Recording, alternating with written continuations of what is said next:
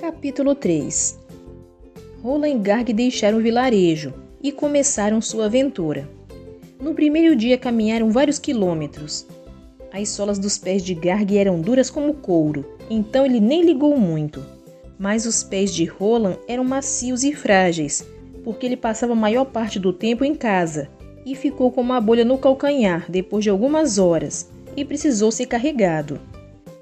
Nessa noite, Garg e Roland montaram as barracas e sentaram do lado da fogueira. Sempre que Roland sofria por causa de uma bolha ou uma farpa, sua mãe sempre ajudava e ele se sentia bem melhor. E pensar nisso deixou Roland muito triste.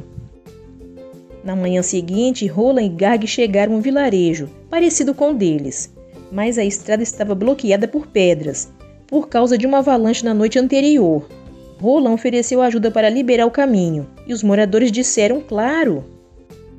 Garg e Roland passaram o resto do dia carregando pedras pesadas, e isso não foi tão fácil quanto Roland achava que seria. Naquela noite, os moradores do vilarejo ofereceram para Roland e Garg uma refeição quentinha e camas para dormir. E na manhã seguinte, Roland e Garg juntaram suas coisas para voltar à estrada. Mas o pessoal do vilarejo disse que precisava da ajuda de Roland e Garg para outra coisa, antes que eles fossem embora. Eles disseram que os estábulos de lá estavam uma bagunça, porque ninguém limpava fazia anos. Então perguntaram para Roland e Garg se eles podiam arrumar as coisas, e isso era um trabalho pesado também. Isso demorou mais do que Roland esperava, e quando eles terminaram já era noite de novo. E Roland e Garg dormiram muito bem, porque a limpeza deixou os dois exaustos. Mas na manhã seguinte, o pessoal do vilarejo apareceu com uma lista de afazeres. E como Roland gostava de ajudar, os dois ficaram enrolados mais um dia. Às vezes, os moradores pediam para Roland e Garg fazerem coisas que Roland achava que eles poderiam muito bem fazer sozinhos. Mas quando Roland falava sobre isso, recebia sempre a mesma resposta: "Nós não sabemos fazer." E mesmo depois de Roland ensinar, eles continuavam dizendo que não sabiam. Mas se você está pensando, nossa, esse pessoal deve ser muito burro, não esqueça que isso aconteceu antes de inventarem as escolas. Então tinha um monte de coisas que as pessoas não sabiam. Roland queria muito ir embora, mas acabou ficando para ajudar o pessoal do vilarejo, porque com certeza isso ia deixar sua mãe orgulhosa. Esse foi meu capítulo favorito até agora. Falei pro Greg que os pais iam adorar ler essa história para os filhos, porque o Roland era um ótimo exemplo para as crianças.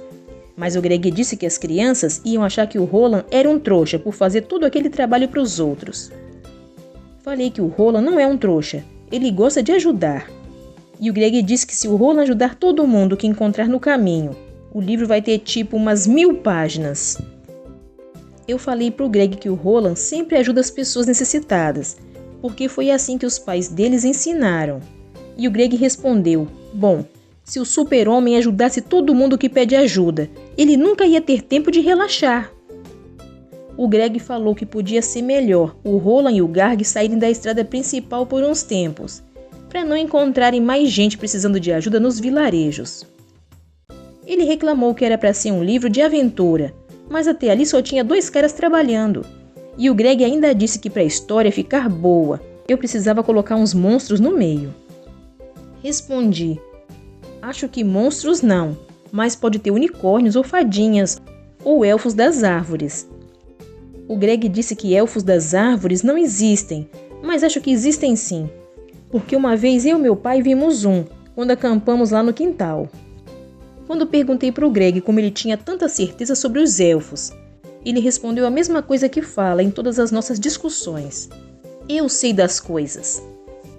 O Greg disse que se a minha história ia ter fadas, então era melhor colocar uns trolls, porque eles comem fadas.